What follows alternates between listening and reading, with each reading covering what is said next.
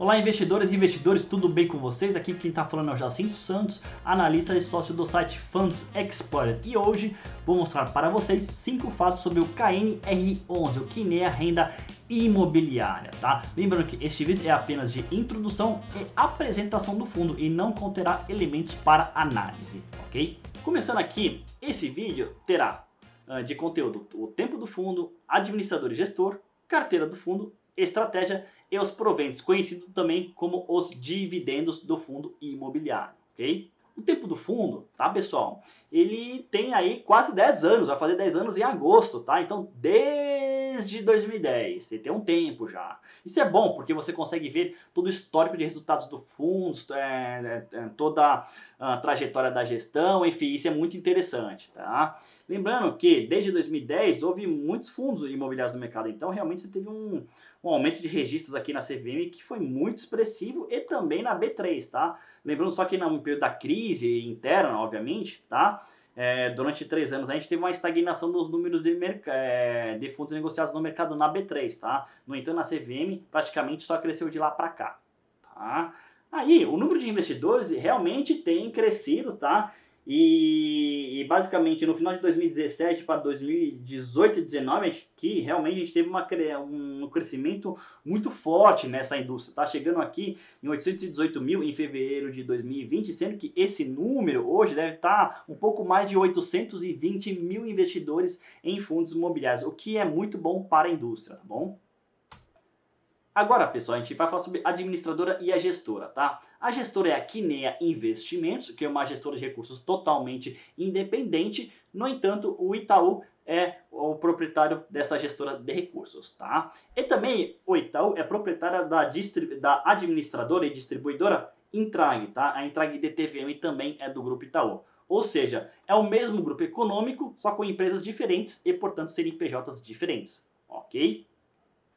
Agora, a carteira do fundo, tá? É o seguinte, o fundo, ele é híbrido, ele tem duas estratégias no caso, tá? Que é edifícios corporativos e galpões logísticos, tá? E ao todo são 19 imóveis com 755.600 metros quadrados de área bruta locável.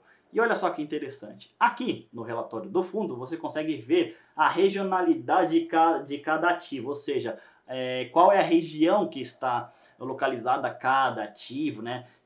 Cada nome do ativo e cada região que está localizado. Isso é muito interessante porque dá noção da ordem de grandeza do fundo. E dando noção da ordem de grandeza do fundo, o investidor consegue sentir, por exemplo, o quão amplo ele é em ativos, o que dá mais segurança, por exemplo, na hora de investir, porque está diversificado em vários ativos, tá? Vários ativos e também vários estados, como é o exemplo, tá? Ele pega praticamente toda a região sudeste do país, com exceção do estado do Espírito Santo, tá? Olha só que interessante, tá? Aqui tudo, tá? Obviamente, as figuras que representam os edifícios corporativos e os galpões que representam, por sua vez, um galpão logístico. Tudo isso muito visual, o que facilita a leitura para o investidor, né? Agora, a gente tem a estratégia do fundo, tá?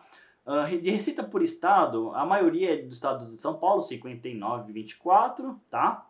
Depois a gente tem o estado do Rio de Janeiro, 22,24, e Minas Gerais, 18,52%, tá bom?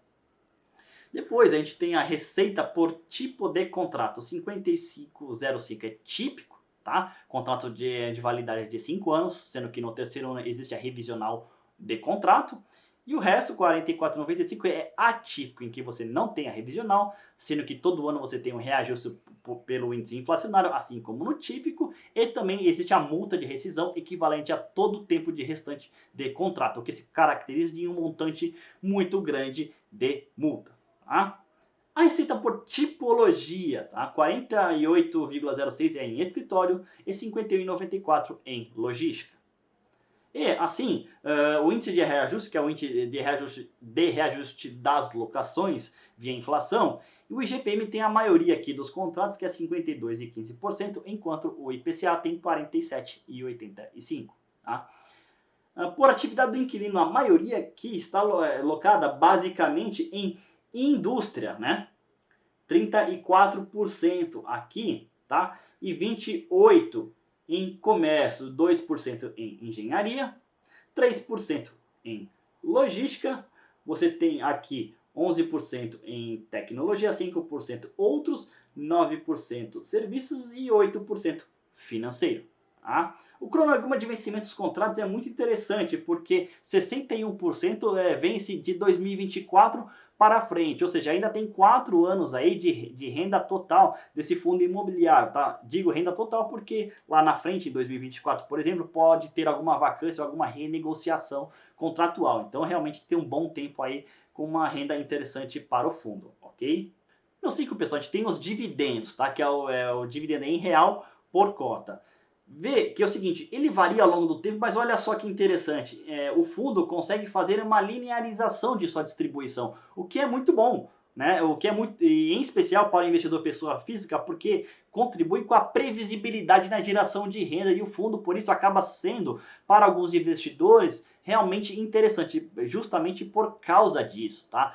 Por causa dessa linearização, o fundo transparece mais segurança em suas operações, o que é um bom sinal, tá? Então, realmente, ele já chegou a ser aí um dos principais fundos do mercado, o maior em valor de mercado e muito queridinho por muitas casas de análise e corretoras, tá bom? Antes, a gente viu que é o dividendo por cota, real por cota. Agora a gente vai ver o dividend yield, que é o rendimento do dividendo, que é aquele rendimento por cota em reais dividido pelo seu valor de mercado da cota, tá? Aqui, aí, portanto, você tem uma porcentagem mensal aqui, né? Você vê que essa porcentagem ela varia, obviamente, mas olha só que interessante, nos últimos anos aqui, mais ou menos de 2018, 19 e 20, ok que você tem uma queda do dividendo, no entanto, você não tem uma queda, tá? Pelo menos a meu ver aí, muito brusca, tá? De forma que é o seguinte, ok, uma das razões para que o yield diminui um pouquinho é pela valorização da cota, que foi muito intensa, por exemplo, em 2019 em especial, tá? Só que é o seguinte, não variou tanto, o que dá novamente a impressão de robustez das operações, ou seja, mesmo sendo pouco, o fundo continua pagando um nível que não varia muito em termos de reais por cota de dividendos, tá? Culminando, por exemplo, nessa não muito brusca volatilidade, o que é novamente muito interessante para este tipo de fundo imobiliário, tá bom? Então é isso, pessoal, esse foi o vídeo de hoje sobre o KNR11, que nem a renda imobiliária. Não se esqueça de ativar as notificações e curtir esse vídeo. Então é isso, pessoal, muito obrigado, um forte abraço e nos vemos nos próximos vídeos. Tchau, tchau!